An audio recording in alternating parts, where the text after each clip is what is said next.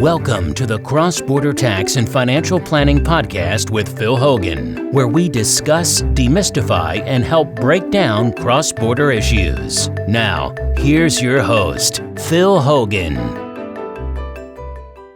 Hello, this is Phil from philhogan.com, and today we're going to do a quick chat about what it means to move your investment portfolio to Canada.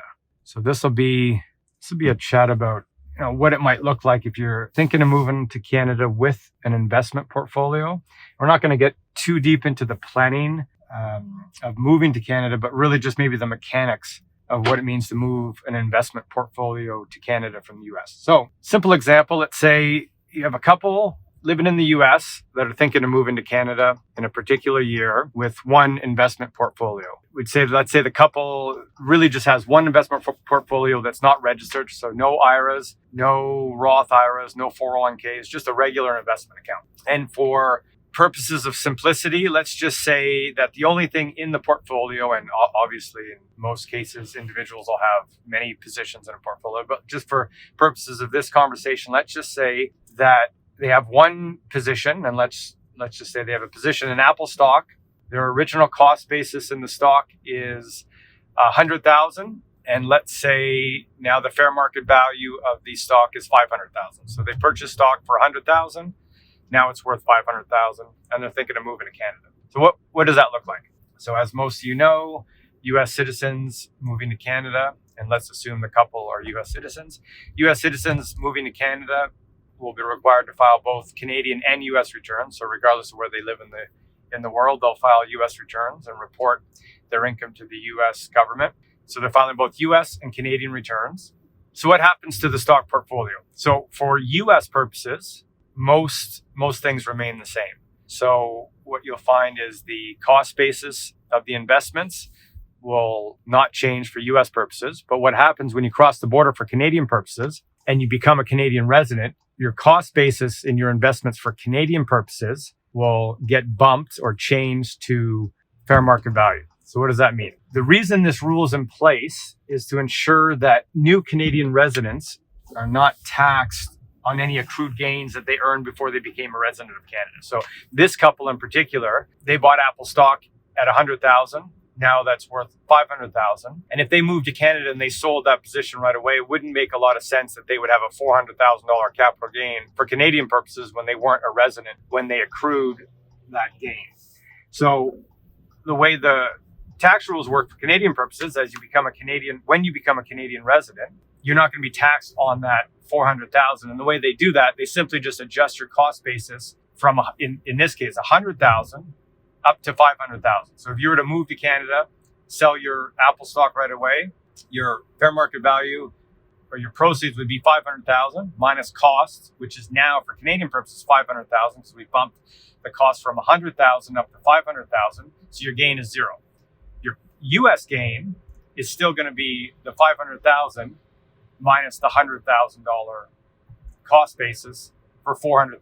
So if you sold your stock immediately after entering Canada, you would have a $400,000 capital gain in the US, and then you would have no gain in Canada. So you would essentially pay tax in the US on that capital gain. Now this gets a little bit more complicated as years go on, because technically US capital gains for Canadian residents, even US citizens, are only taxable in Canada. But that often really only applies to either capital gains that were incurred on original purchases in Canada, or in cases where you've actually paid enough Canadian tax. And I'm not going to really get into the technicals of resource and gains, but just know that in most cases, you're only going to pay Canadian capital gains on U.S.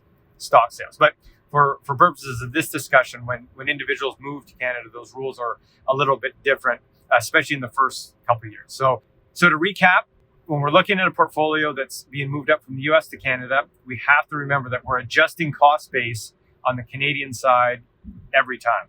And we see this error quite a bit. We see individuals that have moved to Canada, and let's say they've been in Canada for a couple of years and they start calculating their capital gains.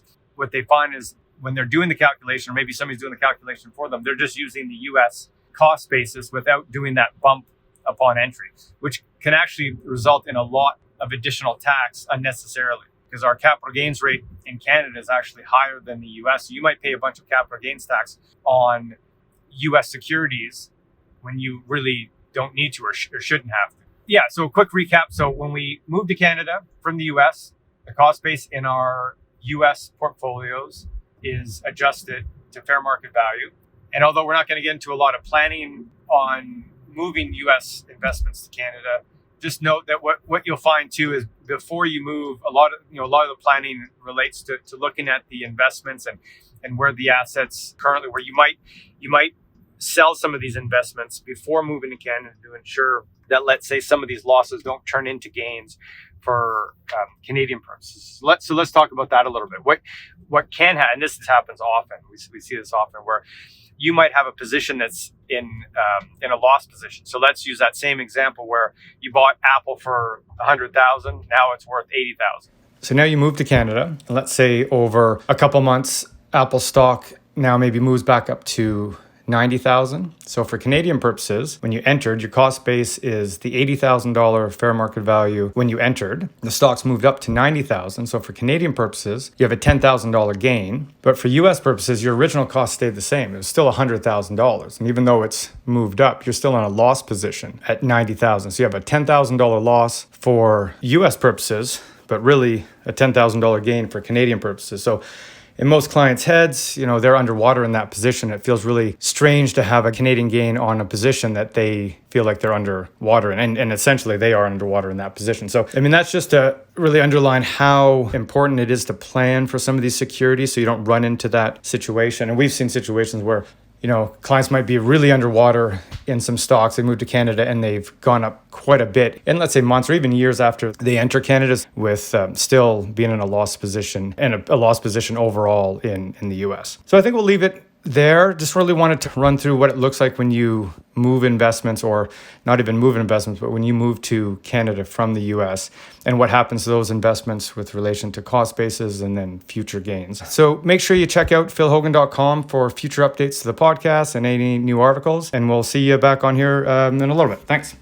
Thank you for listening to the Cross-Border Tax and Financial Planning Podcast. For recaps of this show and more information on how to reach Phil Hogan, please visit crossborderpros.net or hutchison.ca.